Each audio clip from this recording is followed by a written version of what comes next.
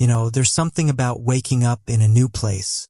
It's that weird mix of excitement and, honestly, a little bit of nervousness. Like, okay, I've got this, but then again, you're still figuring out where the light switch is in the middle of the night. So this is it. My new apartment. And yes, I know. It's not exactly the dream home I've always imagined, but it's mine. I'm starting fresh, kind of like hitting the reset button on life. You know how they say, everything will fall into place? Well, I don't know about that. Some things feel like they're falling all over the place. But I guess that's part of the fun. See, I'm a bit of a night owl. So when I got this job offer, working the night shift seemed like the perfect fit. No traffic. No early morning rush. Just peace and quiet. Sure, I was nervous. I mean, who wouldn't be? It's a big change. New job. New routine. And moving to a new city where you don't really know anyone yet. Yeah, that's a bit daunting. But I figured, hey, why not? I could use a change. Maybe this is what I need. It's funny, though. You spend all this time thinking you've got everything figured out, right? You make all these plans, set goals, tell yourself, this is it. This is where it all changes. And then, it's like the moment you step out the door, it hits you. This is real. It's happening. And that's a bit terrifying. I mean, you don't even realize how much you depend on your routine until you mess with it. Like, I'm used to waking up at odd hours and suddenly I'm supposed to be on a 9 to 5 schedule. Sounds easy, right? But let me tell you, adjusting to something new isn't always smooth. And then there's the first day. You know that feeling when you walk into a room and everyone's already got their thing going on? Yeah, that was me. I walked in, introduced myself, and instantly felt like everyone already had their own little world figured out. But here's the thing. Everyone starts somewhere. And yeah, it felt awkward at first. But if you think about it, no one ever really knows what they're doing. We're all just trying to make it work, right? Now, I've been here for a few days and I'm starting to get the hang of it. Sure, there's still some nerves, and I still have moments where I feel like I'm in way over my head. But that's okay. It's all part of the process. And hey, maybe I'm not exactly living the dream just yet. But the thing is, it's my dream. And every day, I'm a little closer to making it happen.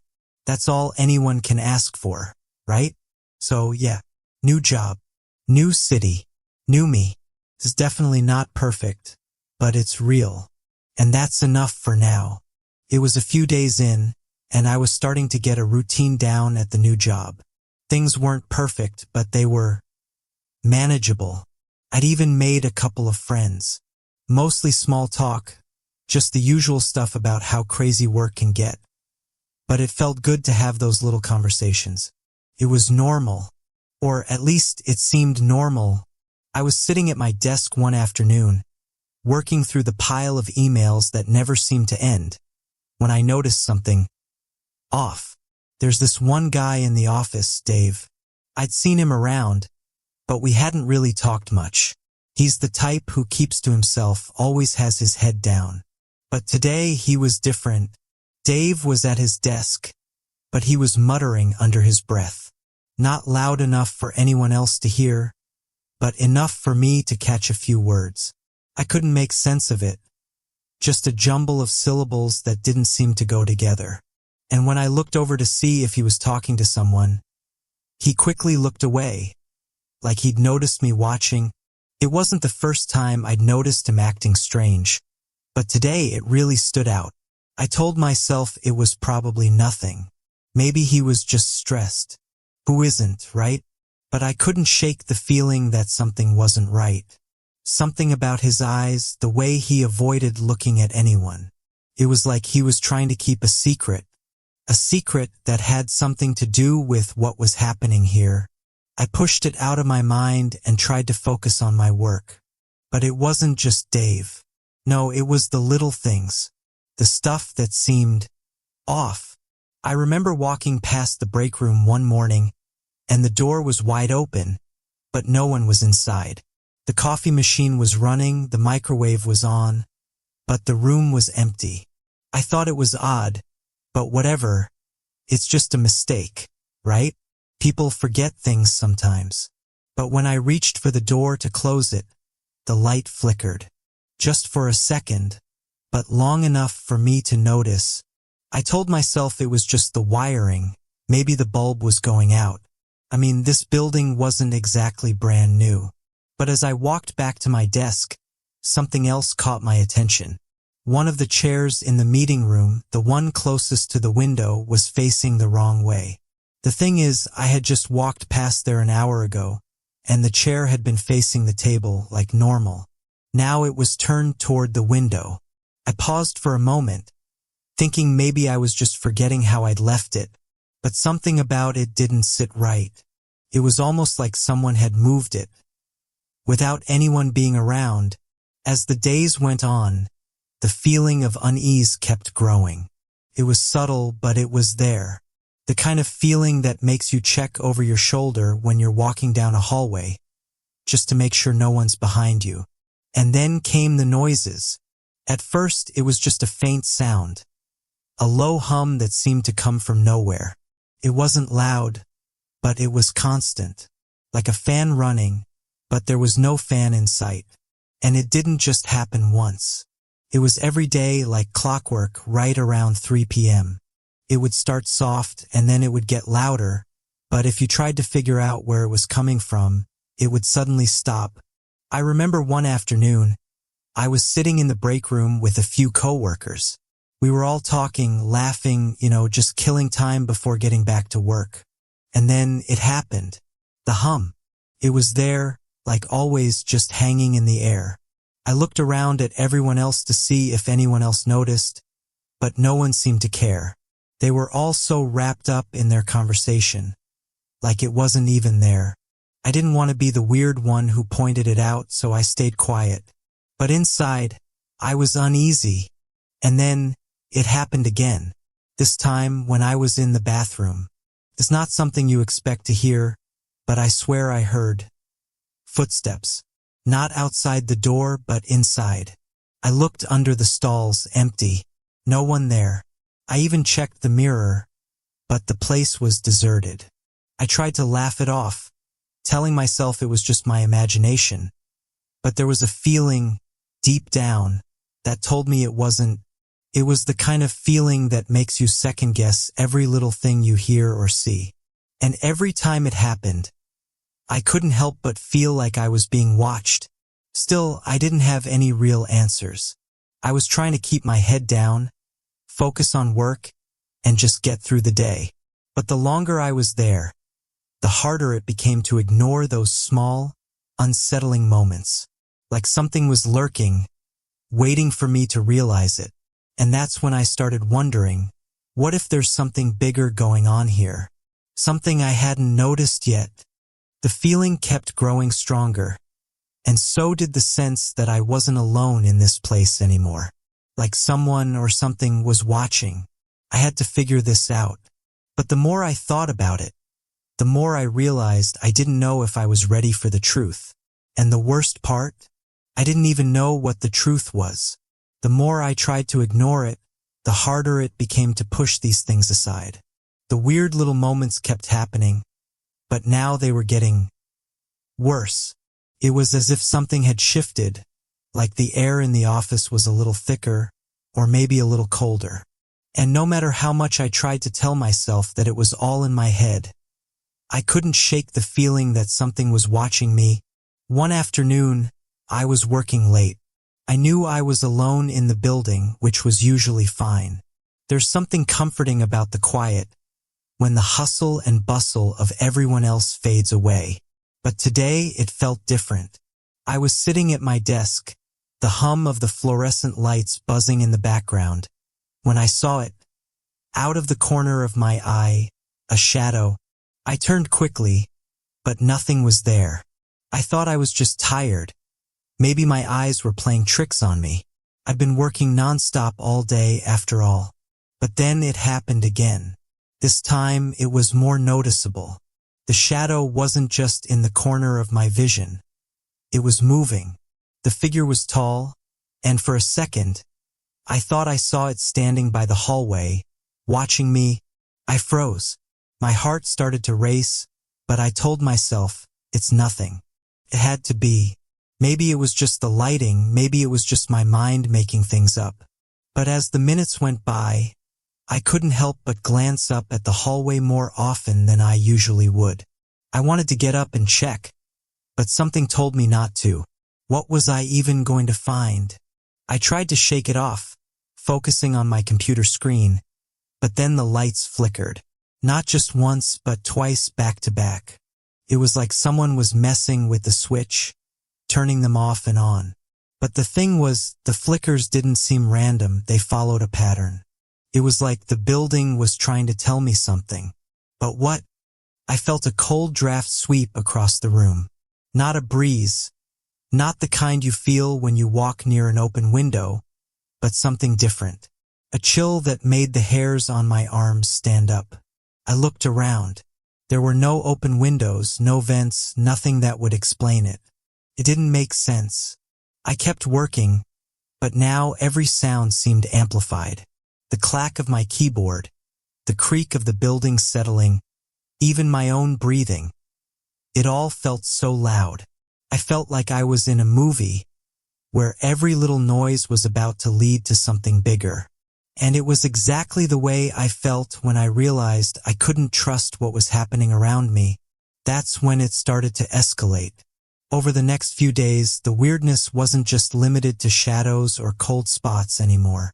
It was like the whole environment had shifted. One morning, I walked into the break room, and there was a chair facing the wall. No one had been in there, not that early, and the chair had definitely been facing the table the day before. I checked the clock. Same time, no one else in the office. But when I turned around, I caught a glimpse of someone standing in the doorway. For a second, I thought it was Dave, but when I looked again, no one was there. It was just empty space. And then the voices started. Not full-on conversations, but low whispers.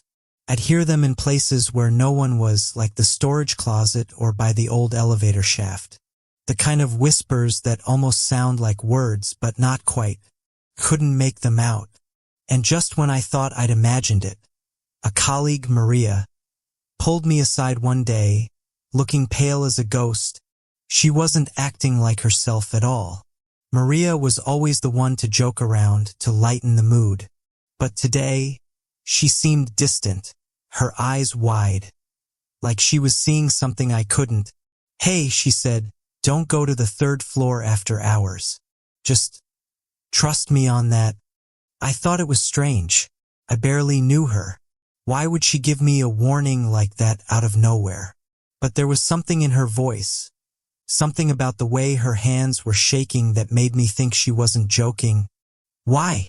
I asked, but she didn't answer. She just shook her head and walked away quickly, like she was afraid of something. That's when I realized that maybe this wasn't just me. Maybe everyone here felt something. I started to notice it more now. Little things that didn't add up. Things disappearing when they shouldn't. The storage closet was one of those places where I started noticing the oddities. One evening, I went to grab a box of files, and when I reached for the top shelf, I felt a weight shift. I pulled the box out, and to my surprise, there was something underneath it. A small, black notebook, with no name on it, just a few words scribbled on the inside cover. "They're watching. Get out." My heart skipped a beat, and for a moment, I didn't know what to think. I wanted to put it back and walk away, pretend it wasn't there. But something stopped me.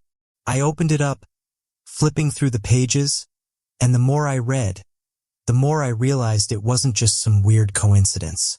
It was like someone had been writing down everything that had happened here, everything that had been going wrong. I shoved the notebook in my bag and decided to leave for the day. I had to get out of there. But as I was walking to the elevator, I looked back, and for a second, I thought I saw something in the corner of my eye. A figure, standing by the elevator shaft, just watching, I didn't even wait for the elevator. I took the stairs down, my mind racing. Something was going on. Something much bigger than I had realized. And it wasn't going to stop until I figured it out. But the question was I ready to find out what that was? I should have left. I should have listened to Maria. I should have trusted my gut when it told me to walk out and never look back. But instead, I stayed. And now I was paying for it. I was sitting at my desk late that night, trying to ignore the growing sense of dread that had settled in my chest. Every shadow seemed to move. Every flicker of light seemed to signal something was coming. I thought if I just stayed busy enough, I could outrun the fear. But that was the mistake. Fear doesn't just stay in the background. It hunts you down. I was in the middle of writing an email when the temperature dropped again. This time, not a cold spot, but a full-on chill that took over the entire room. I could see my breath in the air. My fingers froze over the keys, but I didn't dare move. Not yet. I had learned not to move too quickly in this place. It only made things worse. The shadows, the whispers, they seemed to react when I panicked. I felt something behind me. I don't know why I turned around. Maybe I knew, deep down, that something was there, and I was trying to prepare myself. But I wasn't ready for what I saw. There, standing in the doorway, was a figure. Not just a shadow like I had seen before, but a full, tangible person, tall, unnaturally still. The figure was shrouded in darkness, like the light around it was afraid to touch it, and I couldn't see its face. The space where it should have been was just empty, a void. It was like the figure itself was not made of flesh but something darker. Something wrong. I froze, my heart racing. Couldn't breathe. I tried to stand up, but my body wouldn't move. It was as if the air had thickened around me, suffocating me, holding me in place. My mouth went dry. The figure didn't move, didn't speak. It just stared. But I felt it, this presence, this weight pressing down on me. And for the first time, I wasn't just scared. I was terrified. I knew whatever this thing was, it wasn't something I could outrun. It was something I had to face. You shouldn't be here. The voice came, low, raspy, as if the words were being pulled through dirt. I didn't know where it came from, and I didn't care. It was in my head, in my bones. That voice was the last thing I wanted to hear. The figure took one slow step forward, and the air seemed to shift around it. I could feel it, a disturbance in the very space between us. My chair groaned as if it was about to give way beneath me. I barely registered the movement, but then something else. Something was different. The shadows behind the figure. They moved, like they were alive, twisting and stretching, like the darkness was trying to break free. I felt my body tense, instinct telling me to run. But I couldn't. There was nowhere to run. The door? Locked. The windows? Stuck shut. The building was suddenly silent. No hum of electricity. No sound of the wind outside. It was as if the world had gone dead, and I was the only one still alive. And then I heard it, the footsteps, soft at first like they were coming from far away. But as they grew louder, I realized they weren't just coming. They were running straight for me. Panic hit me like a freight train, and for the first time, I couldn't hold it back. My breath quickened, my chest tightened. I shot up from my chair, but it was too late. The door slammed open behind me. I spun around just in time to see another figure, but this one was different. It wasn't cloaked in shadow. It wasn't faceless. No, this one was human. Just like me, but not anymore. I saw the flicker in its eyes. Something wasn't right. Something had changed. Its skin was pale, sickly, like it was stretched too tight over its bones. And its mouth, it was open too wide, impossibly wide, as if the person inside wasn't in control anymore. The face, no, the creature, smiled, but it wasn't a smile. It was a grin. A predator's grin. I could hear its breath now, slow, deliberate, like it was savoring the fear in the room. It didn't say anything. Didn't need to. It was closing in on me, step by step, its movements stiff and jerky, like it had no idea how to walk anymore. But it didn't matter. It was faster than anything human. Faster than I could run. That's when I realized I couldn't run. There was nowhere to go. The walls seemed to close in. The door to the stairwell, gone. The hallway that led out, twisted, like the building itself was trying to keep me in. Every exit was a lie, every corner a trap. I had no choice but to face what was coming for me. I backed up toward the window, the glass pressing against my spine. I didn't even know why I was backing up. Maybe it was just instinct. But the figure, no, the creature, kept coming. Every step was like thunder, shaking the very ground beneath me. I could see its teeth now, sharp and yellowed, glinting under the dim light. I turned, finally, and lunged for the window. I pounded on the glass, but it wouldn't budge. The cold was settling in again, and this time it wasn't just in the room. It was inside me, creeping up my spine, numbing my limbs. I was running out of time, out of options. Then, just as I thought I was about to be ripped apart, there was a noise, loud, shattering.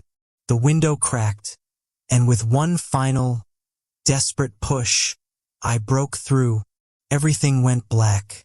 I don't know how I made it out. I don't know if it was pure luck, or if I somehow outran whatever it was that was chasing me.